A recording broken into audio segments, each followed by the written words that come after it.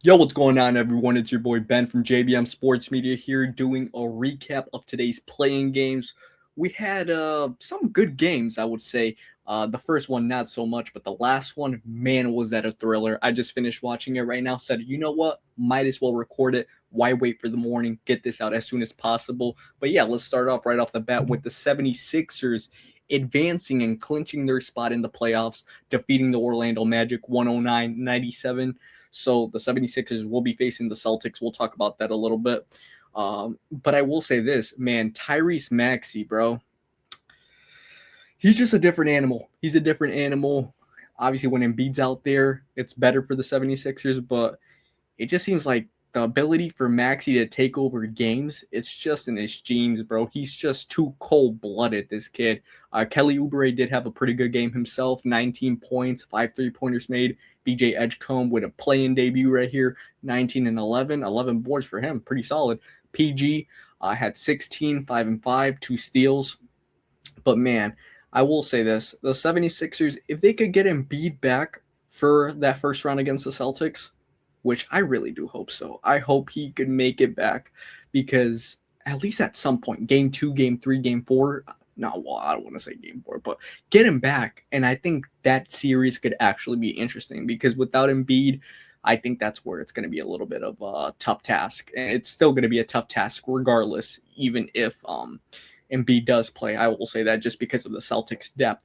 But like I said, Tyrese Maxey, the way that he was able to take control of this game in the second half, I mean, that really shows you what type of player this guy is. This guy's an all NBA player, in my opinion. Will he make it this year? That's going to be an interesting thing to look at, depending if obviously some people that have gotten hurt are they going to miss the criteria, the 65 game. But actually, did Maxi miss it? Just fact check me in the comment section. Did he miss that criteria? I think he's an all NBA type of player at this point in his career. Really impressed. And like I said, securing the 7th seed now. So they're straight. They're just going to rest until Sunday. I believe they play the Celtics in game one in Boston. So I'm pretty sure Nick Nurse is going to get them going and getting them feeling good about it. But I have to talk about in this game, Paolo Banchero, bro. I mean, I'll bring this up right now. Tell me now. Wilder Adams, perfect. Same player, different sport. Paolo Banchero, such a jobber, bro. He looked like a jobber out there. He just couldn't use his size. He can't shoot the ball. I don't think he hit a three today. He just looks so. I don't know if he looks out of it, but there's times that Paolo Bancheros look like this in the regular season, and I think to myself, wow, he really got to snap out of these like spurts that he goes through because if not, it's just not sustainable. And we went from Paolo the year that they faced the Cavs in the first round to looking like a all-star, all NBA talent to now he's not even really looking like an all-star. I mean, Desmond Bain had the best game for them. I think he had 34, I believe. Franz Wagner, you could see that he's still dealing with the ankle injury. He's just not the most, I guess, reliable out there. He's still limping a little bit.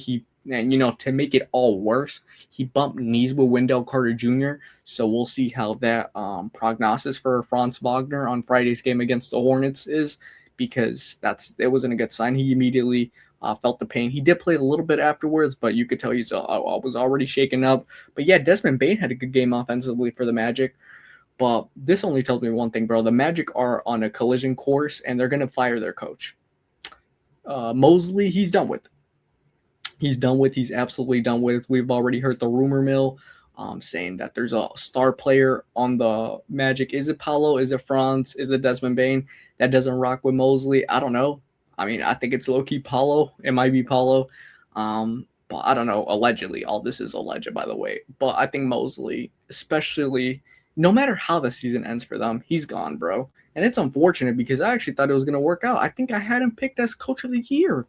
Did I? I think I did, bro. I got to go back to my predictions, but I think I did. That would be a bad look on my part, low key, knowing that this guy's most likely going to get canned, get the pink slip. But just not a game like from Orlando. I think this is just the Orlando we saw in the last game of the year against the Celtics, C squad. Basically the same shit. I was just super disappointed, and I have the Hornets beating them on Friday. No shocker there because I think the Hornets are the more talented offensive team. The Hornets are really good on the road as well. And I'm just not trusting Paulo and Franz no more, bro. I mean, Franz is, like I said, he's banged up. He has that excuse. Desmond Bain did as much as possible to take over in this game, but he could only do so much if Paulo's not helping his ass. Paulo shoots the ball like if he's constipated, to be honest. And I'll bring it up again. Same player, different sports. CJ Stroud, not trying to throw straight to you, but man, Paulo. One good year, and he's just in the shitter right now. He's in the shitter right now. There's no other way to put it.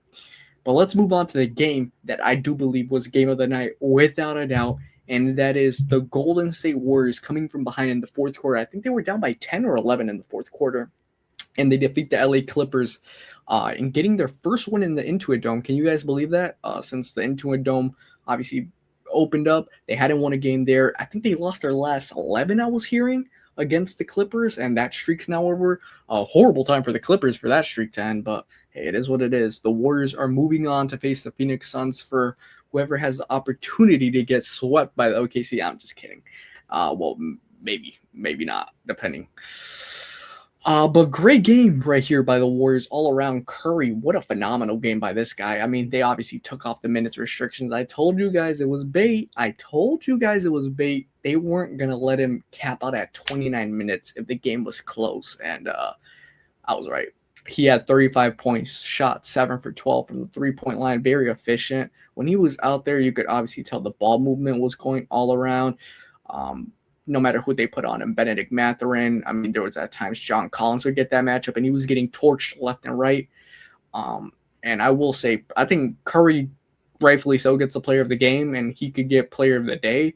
But you got to give a major, and when I say major, I mean major shout out to Draymond Green, because he literally punked the claw. He made him look like the paw.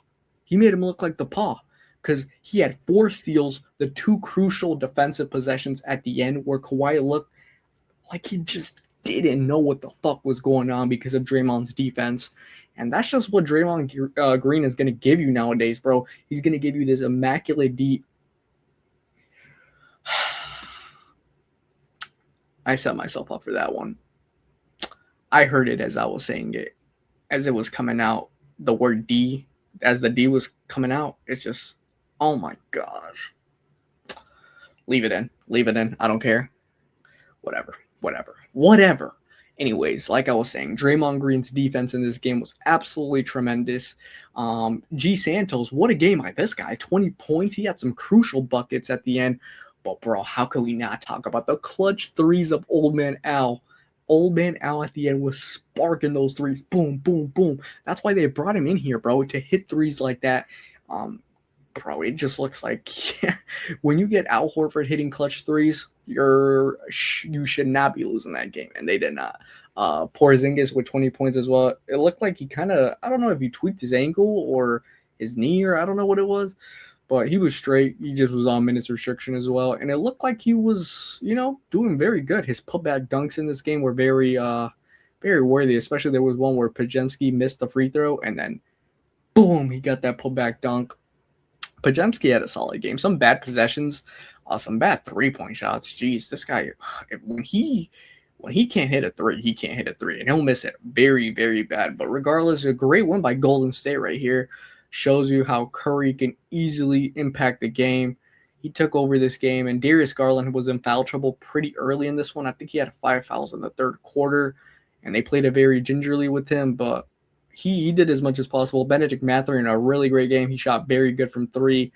Brook Lopez, I know he cracked a couple of threes at the end, but in the beginning when he was shooting those threes, it reminded me, hold up, let me get it.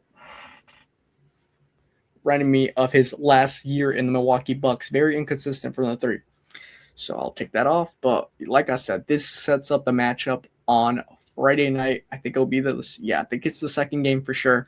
Golden State at Phoenix to see who will get the OKC Thunder in the first round. And wouldn't it be crazy if the Warriors with the 10 seed is able to beat the Phoenix Suns with the 7 seed, and they're able to sneak in the playoffs and face the OKC Thunder?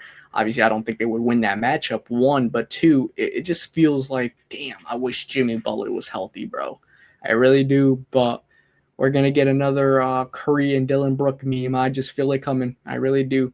But let me know, Obviously, I want to hear your guys' thoughts and opinions. Which one was your favorite game? If you're a Philly fan, if you're a Warriors fan, if you're a Magic fan, if you're a Clippers fans, let me know what you guys think about how your teams did today. I know Magic fans are kind of ready for the season to end, obviously, and Mosley to most likely be canned. And Clippers, where do they go from here? Do they shop Kawhi in the offseason? I think they will. I low-key think that they're going to. And funny enough, I think the Warriors are going to be one of those teams that are going to be looking to trade for Kawhi Leonard if he is on the table. And like I said, I think he will be. But I'm going to give my player of the day to Stephen Curry. I was thinking about either him or Maxey, but I'm going to give it to Curry because obviously coming back from that injury and playing the way he did today, 35 points, very efficient from three. Like I said, 7 for 12. Give it to him. But Draymond, he was a tough one right there. I think my top 3 players of the day got to be Steph, Tyrese, and Draymond because Draymond's defense on Kawhi. I think Kawhi got basically shut out until that second to last possession for the Clippers. And it was just a garbage time layup. Horrible second half by Kawhi Leonard offensively. Couldn't get shit going. But like I said, let me know what you guys think in the comment section about these games. We're going to get the playoff predictions rolling very soon, so stay tuned for that. And we'll catch you guys on the next one. Wait, real quick, subscribe here at JBM Sports Media. Follow on TikTok and IG at JBM Sports Media. There you go. We'll catch you guys on the next one. Peace.